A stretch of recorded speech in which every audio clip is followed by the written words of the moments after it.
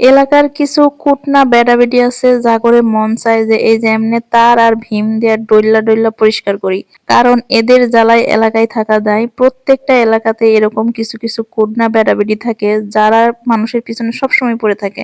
যদি একটা ভালো কাজ করতে দেখে তাহলে যে ১০০ কথা বাড়াবে, ১০০ কথা বানাবে, এরপর বলবে যে হ্যাঁ এটা কিভাবে করতেছে, ওইটা কিভাবে করতেছে, কোথায় পাইলো, কে দিছে, মানে ১০০ কথা বলে আপনার মন মেজাজও দিবে নষ্ট করে, পাড়ার এলাকার মন মানসিক আর মাথাও যাবে আওলায়। তো তারাও তখন বলতে থাকবে হ্যাঁ আসলেই তো, কিভাবে করলো এটা, কোথায় থেকে পাইলো, কে দিল, কি করতেছে, ১০০ কথা তুলবে। কিন্তু ওরা নিজেরা নিজেদের চক্রায় তেল দেয় না, নিজেরা একটু ভালো করে চিন্তা করে না তাদের পিছনের ব্যাকগ্রাউন্ড কেমন, তারা কি করছে, তারা কি করে উপার্জন করে, তারা কি করে ভবিষ্যতে কি করছে, এখন কোন পর্যায়ে আছে। আছে না কিছু সাধু, ওই সাধুগুলা ওই যে হাজি হচ্ছে পাজি, কিছু পাজি মানুষ আছে আগে পাজিগিরি করে কইরা তারপর লাস্ট বয়সে হাজি সাজে।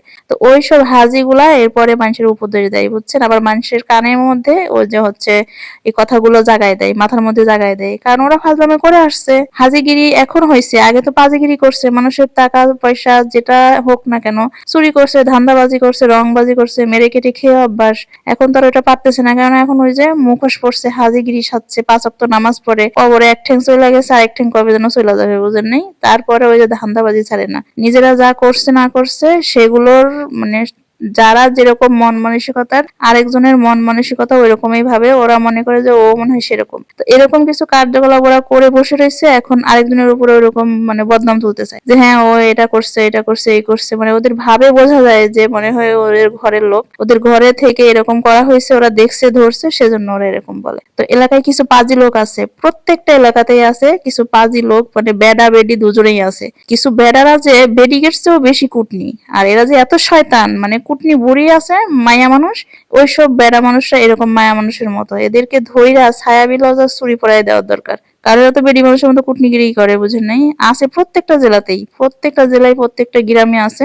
মানে এরা শুধু মানুষের পিছনে পড়ে থাকবে, বাইরে বসে থেকে সিসি ক্যামেরার মতো টুল করে চেয়ে দেখবে কে কি করতেছে, কোথায় যাচ্ছে, আর সেখান থেকে র্যাশ বের করে, ইস্যু বের করে করে বড় কিছু তৈরি করবে, গানা বাজনা ঢোল পিটাবে পাড়ায়, আর যেখানে যেটা বলা দরকার সেটাও বলবে, এর চেয়ে বানিয়ে বানিয়ে বাড়িয়েও বলবে। এদের কাজেই হচ্ছে এরকম, এদেরকে ধইরা এইরকম ভাবে ডইলা ডইলা সিল্লা একদম ময়লা পরিষ্কার করা দরকার। কিন্তু আমরা হচ্ছে হাত পা বাঁধা থাকি, কারণ পারি না। মান্যগণ্য ব্যক্তি, সম্মানজনক ব্যক্তি, মানে বড় হয়েছে শ্রদ্ধা করতে হয়, বয়স হয়েছে শ্রদ্ধা করতে হয়। এখন মুরব্বীদের শ্রদ্ধা না করলে তো আর হয় না, মুরব্বীদের তো আর এভাবে মানে ধুয়ে ধায়ে পরিষ্কার করা যায় না, বা হচ্ছে ওই ঝাড়ু দিয়ে ঝেড়ে পরিষ্কার করা যায় না বুঝেন নাই। তো এখন মান সম্মান নিজের নষ্ট হয় বিধায় ওই যে ওইরকম মানুষকে ছাড় দিতে হয়, ওরকম মানুষের কথা হজম করতে হয়, নাহলে তো এদেরকে ধইরা পিটানো ছাড়া আর কোনো কথা নাই, হয় পিটাইতে হইব, নাই ঝাঁটা বারণ দিয়ে ঝাড়তে হইব।